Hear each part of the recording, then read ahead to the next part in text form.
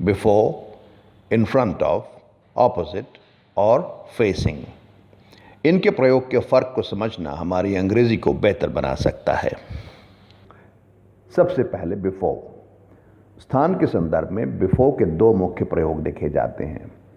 जब कोई एक स्थान दूसरे स्थान के पहले पड़ता है तो वहां बिफोर का प्रयोग करते हैं। जैसे the bus stop is before the post office. Bus stop post office के पहले है। लेकिन इस लेसन में हम इस प्रपोजिशन के दूसरे प्रयोग जो के सामने से संबंधित है पर अधिक ध्यान केंद्रित करेंगे। स्थान के संदर्भ में बिफोर का दूसरा प्रयोग के सामने के अर्थ में होता है।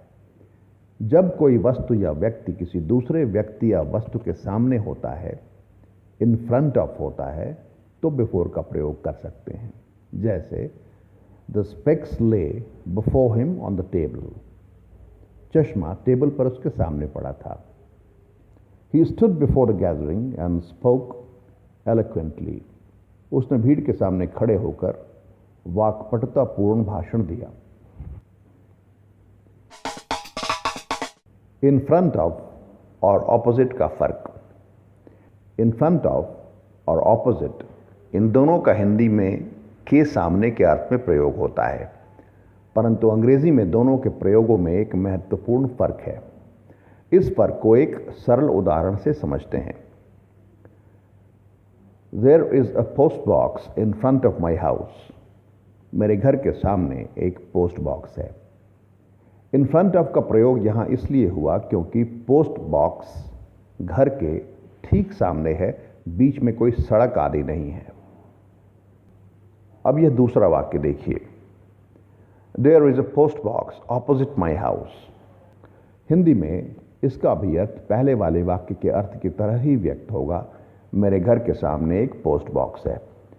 क्योंकि पोस्ट बॉक्स सड़क के पार है और घर के सामने है, इसलिए यहां ऑपोजिट का प्रयोग अधिक उचित होगा, न कि इन फ्रंट ऑफ का।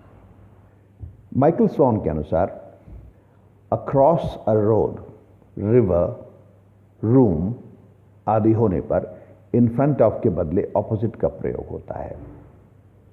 आइए इस बात को कुछ और उदाहरणों के माध्यम से समझने की कोशिश करते हैं। I sat opposite my sister during breakfast.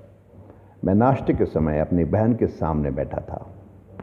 यहां in front of my sister नहीं होगा क्योंकि बहन सामने तो जरूर थी मगर टेबल के उस ओर थी। यहां इसीलिए ऑपोजिट अधिक उपयुक्त होगा।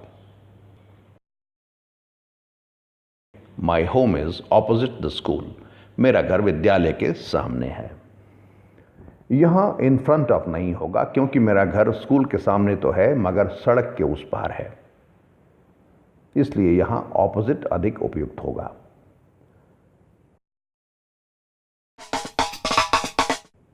इन फ्रंट ऑफ और फेसिंग में फर्क।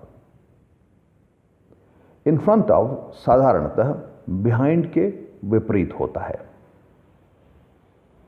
अब हम फेसिंग और इन फ्रंट ऑफ का फर्क एक सरल उदाहरण से समझते हैं। She stood in front of me. वह मेरे सामने खड़ी थी। इस उदाहरण में सामने खड़ी लड़की की पीठ मेरी ओर थी, इसलिए फेसिंग का प्रयोग यहां उपयुक्त नहीं होगा।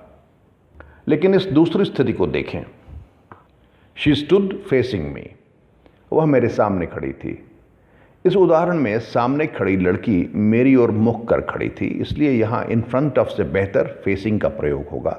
हालांकि इन फ्रंट ऑफ का प्रयोग भी गलत नहीं माना जाएगा।